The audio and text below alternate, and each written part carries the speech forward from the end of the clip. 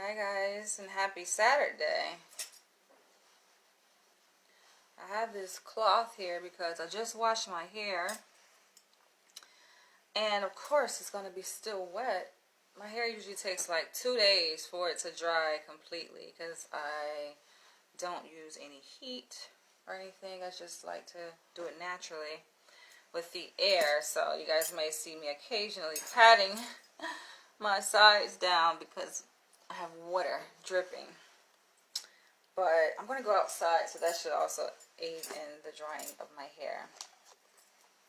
So you guys probably noticed when I went live yesterday, I was in Harlem. Maybe I should have wrapped my hair. Ugh. Maybe I should have wrapped it for this video. But I was in Harlem yesterday after I had left the hospital where I work. I went to Harlem to grab me some dinner, and I was talking about how I was thinking about a few topics to talk about with you guys. One of which is a topic that came to mind from an incident that happened at my workplace. So I work at a psychiatric hospital, and the psychiatric hospital predominantly houses obviously people with psychiatric illnesses, but in terms of racial dynamics, it's predominantly black, right? And so what I noticed with the ward that I work on, it's all men on my ward, right? Mostly black men. There are few white, few Hispanic, but mostly black. And there was an incident where there was a fight. Now, fighting is not uncommon necessarily. At the hospital, like, people fight, right? Almost every lockdown facility in which I've worked come into people who have, people that fight, right? Whether it's a facility, sorry, freaking chopping. Whether it's working at a correctional facility with inmates, you see fights. You see a lot of fights amongst inmates. Psychiatric facilities, like, it happens, right? So with that incident happening, right, they fought, these two men. It's like they fight and it's over with, right? And it's kind of like I said, it's not uncommon. But what's interesting is not so much the fight for me that is arousing or interesting to me. What's interesting to me is the response from my clinical staff, right, that I work with. I was speaking with my supervisor, who is a forensic psychologist, and she was giving me her perspective on it, right? And she's like, talking about how one of the guys, basically, who I would say was the victim in the fight, but apparently there are no victims in the fight. Apparently both are culprits. And for when people fight, right, because they obviously have a treatment plan, and aggression is oftentimes part of their treatment plan if they are there for, like, violent offenses. Some have committed, like, some really heinous crimes, even including murder, physical assault, right, stabbing people, fucking up some people, right? So part of their treatment plan, obviously, is to have no incidents of aggression, physical aggression, right? So that's what they're working on, that's what they're there. But this is the thing, it's like, I think there should be a caveat to that, because it's like if someone, and this is what inspired me to do this video, right? Because we were having a discussion, me and my supervisor, who's a forensic psychologist, we're having this talk, and so somehow it's presumed that if someone hits you, you walk away, right? Because she goes, the patient, he has this thing where he says, somebody hit me, I'm going to hit him back. He says he, will avoid fighting for the most part, right? Or initiating a fight, or, being physically aggressive towards someone. He can avoid that. But if someone hits him, he's going to hit their ass back. And he said that, right? And And so she has a problem with that. And I'm like, I know exactly where that comes from, because obviously there is a culture of violence in the black community. Now, it's different ways one can look at this, right? You can look at this, okay, it's a culture of violence. As it relates to this particular scenario, it's like, is that violence, or is that just you defending yourself and protecting yourself? Because I myself am a part of the black community, and I was raised in a black community. I went to an all-black elementary school, all-black middle school, high school, and that has been the general consensus. It's like, yo, you better stand up for yourself. And it's really out of survival, like, to get hit by someone, right? To allow another person to hit you, and then just to walk away like nothing happens. You position yourself to be a victim, to be a target, to get fucked up even worse than the first time, right? Because people have a way of taking their frustrations, their anger out on those who they perceive to be less threatening, or targets, right? And it's just like, to me, it makes no sense. And apparently there is a different perspective within the white culture. I'm like, when she said that, she was like, oh, he said if someone hits him, he's gonna hit him back. And I'm like, I didn't bring it up because I'm like, okay, I'm still relatively new there. I'm just absorbing the culture of the facility, the hospital, seeing how things go. I haven't questioned this perspective, but it's coming. It's coming, because I'm just like, I'm wondering, okay, well, what is he supposed to do? What do you do in those situations, right? Now, of course, there are different contexts that this particular scenario can play out. It can play out anywhere, right? It can play out just in your community, right? You're at an event, you're standing in line at the grocery store, you're walking down the sidewalk, and someone just randomly hits you. It's like, okay, what do you do? How do you respond to that situation? It can take place like in a psychiatric facility, like where I work, at a hospital. It can take place at a prison. What do you do in those situations? How do you respond? I'm just curious to see, like, okay, what is the alternative? Because we didn't really talk about that in our meeting. But this has come up several times. Because we've talked about this patient who has this issue with aggression. Both have gotten into fights, right? Which actually stands in the way of them getting discharged, because that is part of their treatment plan, is one of the criteria on their treatment plan, right? One of the objectives. And so if they are not making progress in that area as it relates to aggression, that can kind of count against them when it comes to the question as to whether or not, they're ready for discharge. I just kind of think that it's unfair, because in my perspective, when I heard about that incident happening this beginning of this week, right, I'm just like, this patient is the victim. Like, he got assaulted, and yes, he responded with aggression. I guess he could have just like, all right, just got fucking punched in the face and just walked away.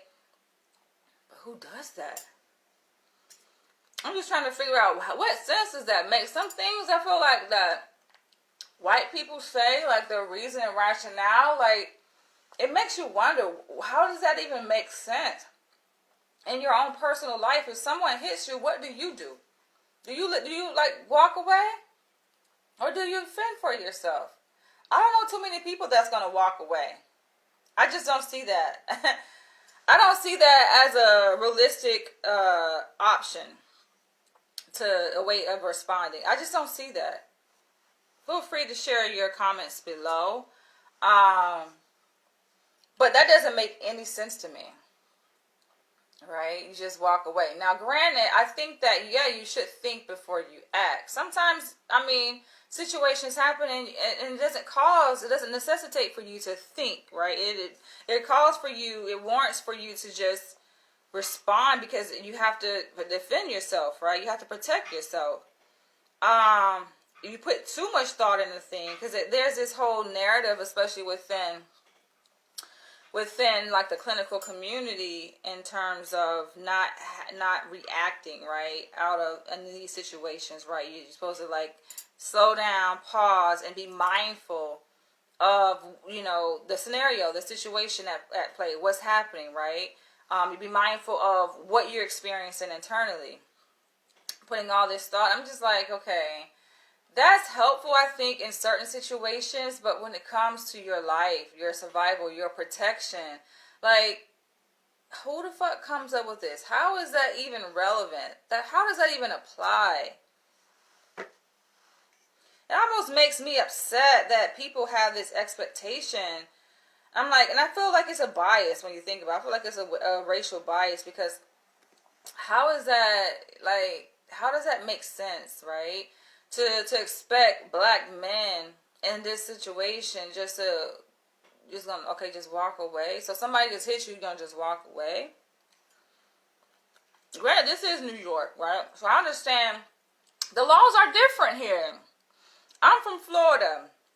I'm raised in Jacksonville, Florida, right? Stand your ground. We have stand your ground law, which means if you perceive that someone is a threat to you, you have the right to protect yourself. You have the right to stand your ground, even if it means you killing that other person. And what does that create? That creates a culture where motherfuckers, you don't fuck with people. You don't go around fucking with people, because you know that that person has the right, the legal right, to take your ass out, to come with equal force, right? So that's how, what's the name? Trayvon Martin's killer got off, because he claimed that he perceived he was a threat. And so that's the reason why he shot him. Now we know it was more to the story than that, but Trayvon Martin didn't even have a gun. He had some Skittles and some fucking tea, right?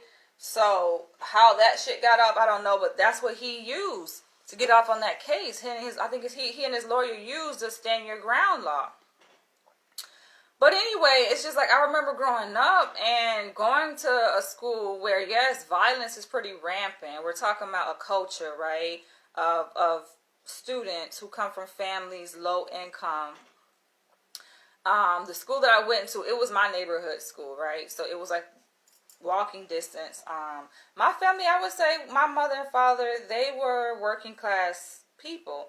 But a significant number of my classmates, their parents, they came from single parent households. They were extremely like low income, extreme poverty conditions, living in the projects, right? Living off of welfare. That wasn't necessarily the case for my household in which I grew up in. But going to school around those types of people, like, I learned a lot, right? And yes, like I talked about this before, you know, it's just a way of being in that kind of culture. I went to school with a razor blade under my tongue, right? Not that I ever had to use it, but I damn sure showed that shit. You know, people knew I had it. So it's just like, okay, you have to, it's like, this is just a way of being. You have to protect yourself, right? It's the environment, because otherwise, motherfuckers gonna fuck you up. I didn't wear earrings to school. That's probably part of the reason I would say why I don't wear earrings now. It's just like, it became habit. But aside from my father restricting me to get my ears pierced up until I was like a teenager. I didn't get my ears pierced until I was a teenager. But then when I did, I just went crazy. But I was also protective of myself and not wearing earrings to school many a times, especially loop earrings, because you just never know if somebody gonna just fuck with you randomly. It happens. People just pick on people when you go to like these predominantly black schools, like out of nowhere, people, because they project their frustrations. They come from a family that is poor. You know, there's a lot of conflict, family conflict within their household, and it just repeats itself, right? It's an environment. It's their environment. And so I remember walking home from school, and I usually would take the path or the street. This is like a side street, a back street that I could take leaving my middle school. And then I would circle back up to go to my house. But that same back road was the same road that many students took who were living in the projects nearby. And so they would veer off to the right to go through that path that takes them to the projects, and then I would go to the left down another street that would take me back up to my house. And I remember there was this girl, I can never forget her name, yo. Her real name, I think, was Queen, right? And she was kind of a stocky, thick woman. And at the time, anybody know me know I was skin and bones. I was very slim, structured back in the day. And she approached me. We're just walking, right? Because a bunch of students walking down the street, going home. And she's like, I want to fight you. Just like walked up to me, I want to fight you, and was ready to fight me too, right? So I looked at her, and I'm like, why you want to fight me? I didn't do nothing to you. Why you want to fight me? She's like, I don't know. I just want to fight you. And she's like cracking her knuckles, just like ready to fight. Now, this is a girl who, for her, school was not important. Me, school was very important, right? I had made straight A's. Was it my sixth grade year? I think I made straight A's. And they had this thing where they would have a ceremony, for students, obviously, on the honor roll. But even more so for students who made straight A's, we would get this, like, savings bond. It was like a $50 savings bond that was given out. And I think it was just jealousy. Like, you can feel jealousy in a person, right? You can sense, you can see it. It was jealousy. And she's just like, yeah. And I'm just like, well, I don't have a reason to fight you, or you don't have a reason to fight me. But I was like, okay. And I stood there. I was like, okay. Okay, you want to fight me? Okay, I stood there, like, throw a blow. And she didn't even do shit. So I think it was a matter of her just trying to read my energy, right? Just to see, like, okay, if I was afraid, if I was scared, if I would have folded, if she would have sensed any kind of fear on me, then yeah, she probably would have swung and, would have beat my ass if I let her, right? But not knowing that, okay, I might be this straight A student, but up here, no, why my phone does that, yo? You're not gonna sit up here and put your hands on me like that, right? Because I'm also raised in a household, I would say, of violence, so to speak, right? I got my ass whooped. We got our ass whooped for every little thing. Our mom fucking beat the shit out of us, which means I know how to take a beating. And if I know how to take a beating, oh, best believe I know how to give one too. So it's like, nah, you ain't gonna fucking just get away with putting your hands on me, right? I know how to stand up for myself. And it's good, I think, coming from a culture like that, where you've kind of been through the fight, you experienced the ropes, and you know how to protect yourself. You can stand your ground. That's why I thought it was funny when I left the South and made the decision to move to New York City. People were like, oh, you gotta be careful walking through the streets and neighborhoods of New York. You better get you some Maze Girl. Like, these are the things that people were saying, like, because New York City is dangerous, and oh, they got gangs. And I was like, I'm not afraid. Like, I come from fucking Jacksonville, Florida. A lot of people don't know about Jacksonville, but yeah, Jacksonville, yo, it's a lot of crime. It's a lot of crime in Jacksonville, a lot of murders. So I've been already exposed to that. I think I know how to protect myself, and I'm glad that I grew up in a certain kind of environment like that in Jacksonville. So when I venture out to different places that are perceivably dangerous because they have high incidents of crime and violence, it's like I have a tolerance to it, almost like I don't want to say immunity against it, but kind of numb to it, right? And I think that does play into how people in that kind of environment interact with you, right? Because like I say, the targets are usually people who walk through the neighborhood fearful. And I give this story of this guy that I was dating. I think it was last year. We didn't date that long, right? But it was last year. It's a Puerto Rican guy. Lives in the Bronx. Okay, you live in the Bronx. That's supposed to be like one of the dangerous neighborhoods or whatever, right? Or boroughs. But yeah, even his neighborhood, it was like ghetto and shit, right? But he was afraid to like walk through Harlem. He was like, you can tell you're shivering, right? And I'm just like, you gonna put yourself at risk for being a target. It's like, that's just how it works. It's like vultures. People who like violence and like to fight, right? It's just like they look for the weak. They prey on the weak. Not to say it's a good thing, but this is just reality and what it is. And you walking through a neighborhood and you acting all fucking scared and you're fearful and you're shivering. This nigga was literally like shivering.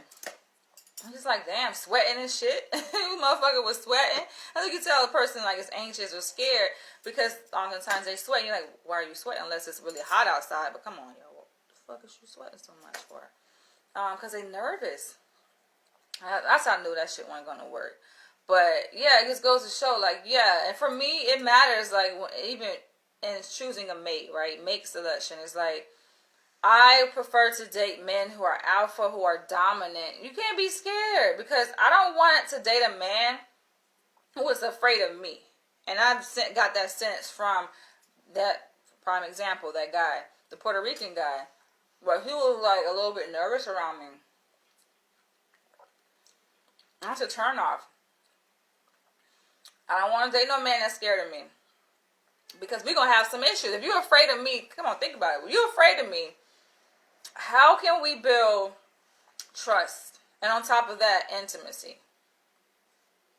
How can we sustain a good, healthy relationship if there's a lack of trust? A lack of intimacy? It's just like, no, that's not going to work. So that weed guys out like that. And even when I was living in LA, so when I first moved to LA, I kind of moved to LA blindly too. Like, I'm that person, very adventurous. I moved to LA blindly, and I ended up landing in, when I say I like just plopped there and just landed somehow in Hollywood, California. That's what happened. I just landed there blindly. And I'm living in Hollywood, California for 2 years, and I ended up moving to South Central LA. Now, South Central has been deemed to be a very dangerous neighborhood, outside of, I think, Compton. I think Compton is, they say Compton is kind of like ghetto and hood and shit too, right? I had some inmates that I work with was part of a gang, and it was like, oh, you better not go through there. And I was curious to see like what their neighborhood looked like. And so he gave me the name of his gang and the neighborhood. I wrote it down. I told him in session, I said, I'm going to go over there. I got to see what it's like. He was like, listen, don't go over there. He was like, don't go. He was like, do not go over there. I'm not going to be responsible if you don't make it out. I was like, I'm going to make it out. I'm good. I went over there because I was curious to see, like, what's all the hype about. I drove through that shit. Actually, when I went over there, I think I saw, like, men on horses and shit. See what kind of country. But I went, like, to the hood part he was talking about, where the projects were. And it's just what you see typical. It's like, I feel like every neighborhood is the same, right? People try to make it sound that their ghetto is more dangerous than another person's ghetto. Every ghetto is fucking the same. That shit is hood, right? You're gonna see niggas standing outside, like they ain't got a life. Most likely selling drugs and shit, using drugs at the same time. You see, you know, usually where you see men, the women ain't too far away. It's just life, you know. The code of the streets, as long as you don't fuck with them, they don't fuck with you. You know, I know that. I know how to maneuver through the hood. And it's funny, when I first moved to LA, I actually was looking for the black neighborhood. I was like, where the fucking hood at?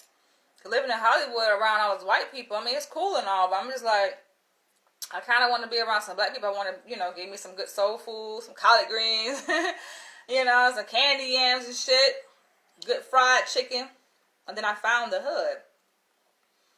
But I'm going to say this one story before I go. I have many stories, as you guys know. One story, and then we're going to end this. And I want you guys to share your comments below on this topic about that particular scenario that I gave in the beginning of this video. Like, how would you suggest that these guys respond? What do? You going to tell clinical staff and say, hey, he hit me? Like, niggas ain't about to do that. Grown-ass men, no. They going to handle their own shit at whatever expense. But I remember I was going to school at Florida State University, and I had met this girl who we became roommates up there. She was cool. She really didn't get a chance to like leave her hometown. She was from like I would say, was that northwest Florida or maybe north central Florida area. And So I took her to my hometown, Jacksonville, Florida, and she was amazed. She was like, "Oh, it was much bigger than her hometown. Her hometown was very small. Everybody knew everybody, like very close knit. And Jacksonville was like a much bigger city, right? So she came to Jacksonville with me. She had never been on a bridge. Took her across the bridge. She was like, "What is this?" I said, "Girl, it's a bridge, right?" And then she said she wanted to see the hood. So I'm like, "All right." And we went to the hood. I was driving. I took her to the projects near where I live. Those same projects where that bully, the girl who bullied me, she lived, and many other students who went to my school lived. I took her to there. It was called Washington Heights at the time. I think they changed the name because when I went to visit my family down there in Florida this past October in 2021, I went through that same project. I noticed the name had changed and the vibe, everything looked different. But anyway, so we went down there. I took her through there. This was like years ago, back when I was going to school at Florida State University, right? I graduated class at 06. Oh, go knows. But anyway, so drove through there, and yo, I kid you not. We pulling up to the entrance of the projects, and there were what they call these motherfuckers, right? They dressed in all black. They got these big ass guns and shit. They all on top of the building. They all at the entrance. I guess they were police, but a special kind of armed forces or whatever. And we just like, what the fuck? And to go in, they searched our trunk. Glad we ain't have shit in them motherfucker. They searched the trunk, they searched the car, and they let us pass through. And she was like, "Oh my gosh." She was so scared. She was like, "Girl," I said, "You say you want to come to the hood, so this is the hood, right?" And so we get past the entrance, right? That was the entrance, and they had like those men up there with the special helmets on and the guns and shit. And all the fucking bulletproof vests and all that goddamn armor and shit. And it was like on foot on the ground. And they were also like on top of the fucking buildings, like aiming down. And this was like throughout the whole entire complex, right? So obviously it creates a feeling of like, oh shit, what the fuck is this kind of thing, right? But me, I'm just like, it's not like that was a surprise to me because I know that neighborhood is pretty, it's like that. And it kind of sometimes calls for that because there's a lot of shit that be going down over there. So we ride through and I show her around and shit. And she was like, "Girl, I want to get the hell up out of here. Let's go, let's go." I was just like, "Let's go. Here, let's go." That shit was funny. I kid you not. But yeah. Oh, there's another story. I've told this story before and I'm going to end this video. Very interesting. Obviously it's about me, right? A lot of stories are about me.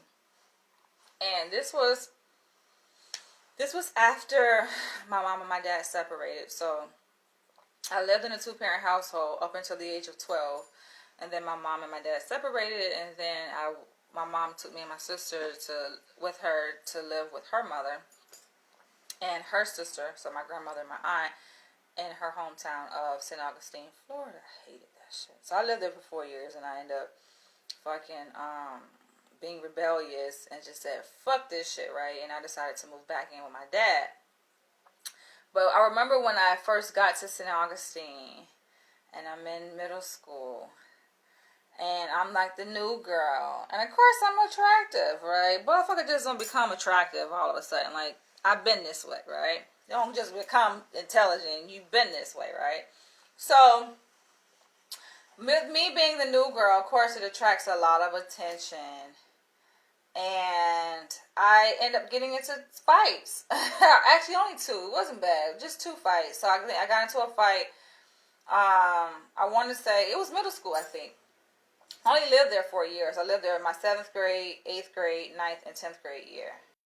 And I moved back to stay with my dad the summer of my 10th grade, at the end of my 10th grade year, right? Between 10th and 11th grade. And so, I think it was my 7th grade year. I got into a fight where my cousins, yes, I blame my cousins, my male cousins were boosting me up, right? And it was just, I think, trying to test my gangster. And for me, especially being so young, especially around that age, like it's a thing with teenagers where they're just looking for acceptance and trying to fit in. And I think that's what it was for me, just trying to fit in and be accepted. Though I ran the ship when it came to my cousins. So when it was just my cousins, like I dictated they ass, and they can tell you that. They might try to be like, oh no, like no, they'll tell you I just fucking beat the shit out of their ass, but that's a whole nother story. But I ran the shit, so they was like, oh, I bet you won't fight her. I bet you won't fight her. And it was a white girl. I bet you won't run up. Come on, Danielle. I bet you won't run up. And it's a thing where it's like, okay, if you don't do it, they're going to be like, oh, you weak, you weak, you weak. You scared, you scared, you scared. And they try to big up the white girl, right? So I knew this. And I'm just like, first of all, I ain't scared of shit. And so I, like, without hesitation, like, I went up. And I just started fighting the white girl. And she was bigger than, a lot of kids were bigger than me. Because like I said, I was skinny. I was strong. And I had like a lot of courage and I was fearless. But I was like a little small or something. And I just started tagging her and shit. And we were fighting. And I remember like, damn. Because her weight, she was like able to like kind of slang me around like a rag doll and shit. And they ended up splitting us up and sent us to in-school suspension. And it's funny though, because my mom is the type of mom at the time, she did not fucking play the radio. But I remember at that time, I didn't get punishment. I didn't get any discipline from my mom. Like, she knew what happened, and she was just like, okay. Because it's like my mom, clearly, my mom is very pro-black. And she, you know, she grew up during the whole Martin Luther King marches and stuff. She even told me she participated in the marches, and so yeah. In fact, I think that the girl that I got into this fight with was white. My mom was like, hands off with the discipline, you know. She understood that shit. And then I got into another fight. I think it was my 8th grade year. And I'm about to end this video because I gotta go grab me something to eat. And y'all, I just found out that they opened up a new Popeyes in Upper East Side. I think they did it just for me. So I might have to go over there and check them out. But yeah, they opened up a new Popeyes up here. I think it's on 88th and 3rd Avenue. So that's a bit, you know, closer than the other one they have more, you know, in Harlem or whatever. So that's pretty cool. So there was this other girl. She was like kind of the popular girl, and I think it was just jealousy. You know, I got a lot of attention. We were kind of running like toe to toe. You know, I was beautiful. I was like the darker skinned, beautiful, smart girl of the school, and then she was like the lighter skinned, beautiful girl that was popular, right? And so it was like I had like this pack of Bubblicious gum. Yeah, I remember because, yeah, this was the Eagle's Nest. The Eagle's Nest was basically like a area, like a recreational area where the seniors of the middle school got a chance to go and hang out, eat their lunch apart from everyone else after school. They had vending machines and all of that. It was like a lounge, like a nice little area.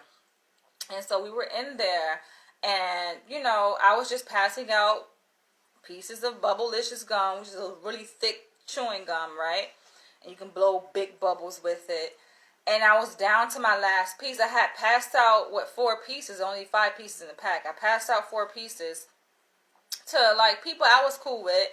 And she felt entitled to get one, right? She's, like, the popular girl in the school. Like, oh, well, you better give her, you know, can't miss her, right? But I had 1 piece, and of course that last piece was for me, and she snatched it out my hand. And I was just like, oh, okay. And at that point, fight. You know, it's just instinct, right? It's instinct to fight.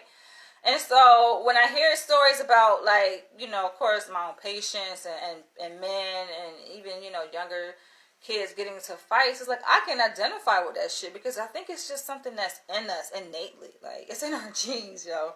And I think obviously it's shaped, you know, by our environment to just respond with violence, right? So she snatched the piece of candy out of my hand, and I just,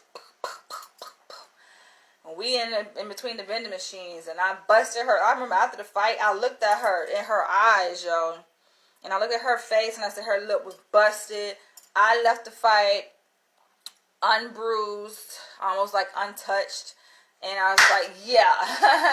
I said, we can do this again. You know what I'm saying? You can do this again. You want it? She was like, she ain't want it no more. And it's funny because after that, guess what? We became best friends. So that's another thing. It's like in the hood, it's weird. It's like people want to pick a fight with you, right? They kind of test your gangster, test your strength. And they see like, oh, this motherfucker can fight, you know. And then all of a sudden they want to be your friend. It's weird. We became like best friends, and I even have like I'm not gonna show it now, but I think I actually uploaded the picture to my Facebook album, Throwback Photos. I have a picture of us. We did like senior photos together, right? It's funny. It's just like after we fought, we became best friends. This is just hilarious, but I think it's just inbred in us to respond in that way. Would you call it violence, or would you just call it just natural instinct? Yeah, but then another part of me, right, makes me wonder, like, is there another way, right? Especially when we're thinking in the context of black love and black unity, right? You know, we're having this higher political consciousness. Is that the appropriate way to respond in situations to our fellow brother, our fellow sister, when there is a conflict within, you know, the community, right, between us? You know, perhaps we can talk it out. You know, perhaps we can just step back and say, "You good, bro? You good?" You know, or just like kind of like within family, right? The brother and the sister rivalry. Maybe it's just like that, right? You just have to fight it out. There's no other way sometimes. There's no other way. Because you can express and communicate things with those fists that you can't necessarily with the words sometimes, you know? For some people, they need to feel that physical energy, that exertion. They need to feel that power that you have. Like I said, it's a way of communicating. When they feel it, then they just like, oh, okay. It's like, then they respect you.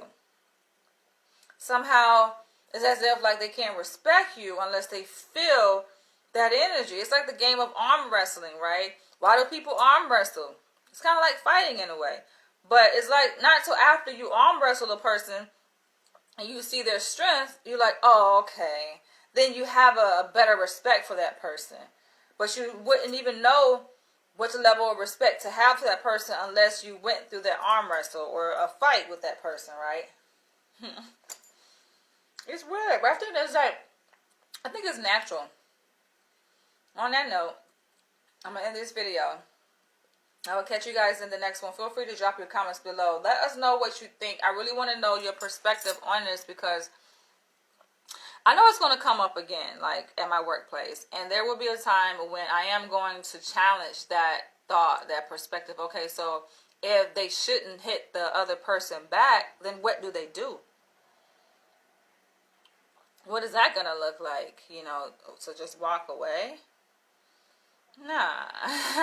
Because I know I can't promise if someone just randomly punched me in the face, I'm just going to fucking walk away. But it makes you also... There are times when, yes, you pause and think because you kind of do an observation of the situation, right? And that happens to me. Now, if someone fucking punched me, but people do stupid shit, right? So I was in LA.